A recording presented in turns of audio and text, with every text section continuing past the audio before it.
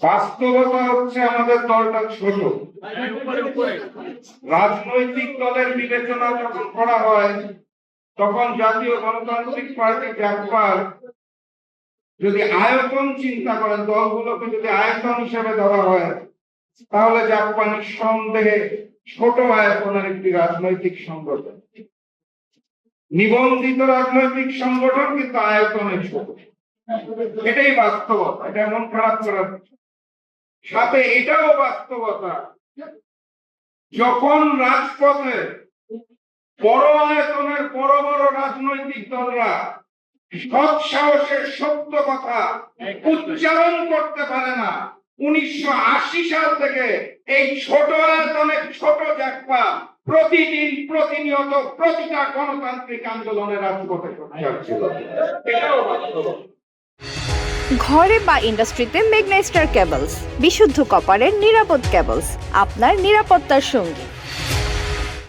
এটা আমাদের অহংকার, এটা আমাদের গর্ব, এটা আমরা শিখেছি আমাদের প্রতিষ্ঠাতা সভাপতি মজলুম জননেতা শফিউল আলম প্রধানের কাছ থেকে। আমি শ্রদ্ধা ভরে স্মরণ করছি 1980 সালের 6 এপ্রিল বাংলাদেশের স্বাধীনতার সার্বভৌমত্বের জন্য, মুক্তির জন্য, আজাদির জন্য যে নতুন রাজনৈতিক প্ল্যাটফর্ম সৃষ্টি হয়েছিল, জাতীয় গণতান্ত্রিক পার্টি জাকপা হাঁটি হাঁটি পা পা করে 46 বছর পার করে দিয়েছে। সেই জাকপার দুইজন সভাপতি শফিউল আলম প্রধান এবং অধ্যাপিকা রেহানা প্রধান এই দুনিয়া ছেড়ে চলে গেছেন।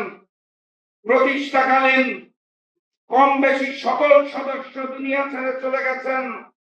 প্রথম সাধারণ সম্পাদক আনিসুর রহমান দুনিয়া ছেড়ে চলে গেছেন। HPL uPVC pipe and fittings, শক্ত, মজবুত ও দীর্ঘস্থায়ী এক পাইপে জীবন পার। সহ সভাপতি তৎকালীন ডাক্তার আজিজ দুনিয়া ছেড়ে চলে গেছেন। এরকম অসংখ্য নেতা কর্মীকে আমরা হারিয়েছি, কিন্তু প্রত্যেকটা হারানো, প্রত্যেকটা বেদনা থেকে আমরা নতুন করে একবার করে শপথ নিয়েছি।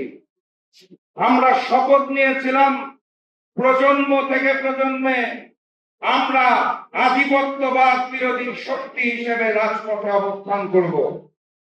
ক্ষমতাটা গুরুত্বপূর্ণ নয়, সংসদে যাওয়াটা গুরুত্বপূর্ণ নয়, গুরুত্বপূর্ণ সেটাই যখন একটা দেশের মানুষকে উদ্বুদ্ধ করে দেশপ্রেমিক হিসেবে গঠন করা যায়।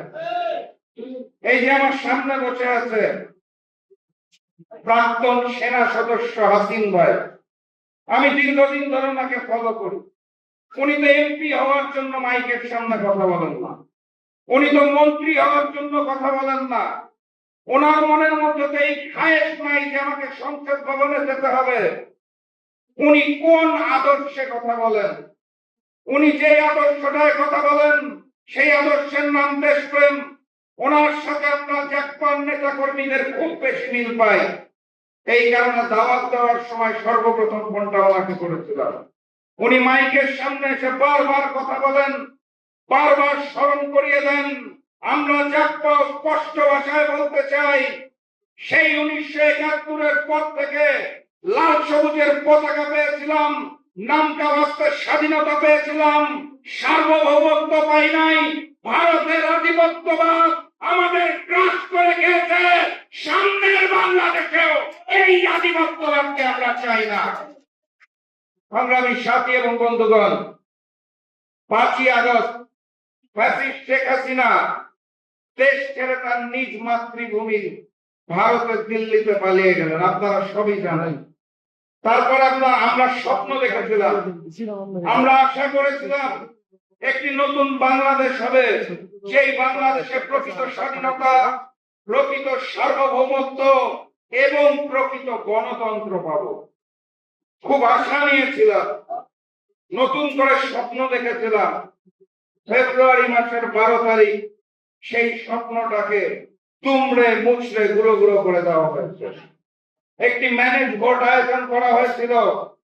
এখানে যারা প্রবীণ রয়েছেন তাদের মনে থাকার কথা, তরুণরা নাও চিনতে পারে, 2008 সালে একটা নির্বাচন হয়েছিল বাংলাদেশে। চমৎকার তকমা লাগানো নির্বাচন। ভোট কেন্দ্র দখল করা হয় নাই, ব্যালট বক্স আগে থেকে সিল মেরে রাখা হয় নাই, মারামারি হানাহানি কাটাকাটি কিছু হয় নাই, কিন্তু ফলাফল গণনা এবং ঘোষণার সময় পরিবর্তন করে দেওয়া হয়েছিল। সেই 2008 সালের স্টাইলে আমরা এই সর্বশেষ নির্বাচনটা দেখতে পেয়েছি। সংখ্যাগরিষ্ঠ না, 200 অধিক আসনে আমরা চমৎকার ভাবে 11টাতে গিয়ে আছি। তারপর যে 1 থেকে 1.5 ঘন্টা ফলাফল ঘোষণা করা বন্ধ করে দিলেন, তারপরে যে ফলাফল পাল্টে দিলেন, আপনাদের অনুভূতিটা কেমন? নির্বাচন কমিশনে গিয়েছিলাম, সাংবাদিক ভাইদের মনে থাকার কথা, বের হয়ে আমরা প্রেস ব্রিফিংও করেছিলাম। তারা আমাদের উত্তর দিয়েছিল, একটা নির্বাচন হয়েছে, দেখুন যেখানে একটাও খুন হয় না, বড় মাপের কোনো সংঘর্ষ হয় না, কোনো মারামারি হয় না। সেদিন মুচকি হেসেছিলাম, হেসে বলেছিলাম 2008-কে আরো পরিশুদ্ধ করে করবেন, সেটা আগে বললেই হতো, তাহলে আমরা ওভাবে করে প্রস্তুতি রাখতাম। তো ওনারা এটার কোনো পাল্টা জবাব দিতে পারেন। বাস্তবতা হচ্ছে জনগণের যে ভোটের অধিকার, ভোট প্রদান করার অধিকার দেওয়া হয়েছে, এই আঙুলের মধ্যে কালো রং লেপন করা হয়েছে, কিন্তু সেই ফলাফলটাকে ঘোষণা করা হয় নাই।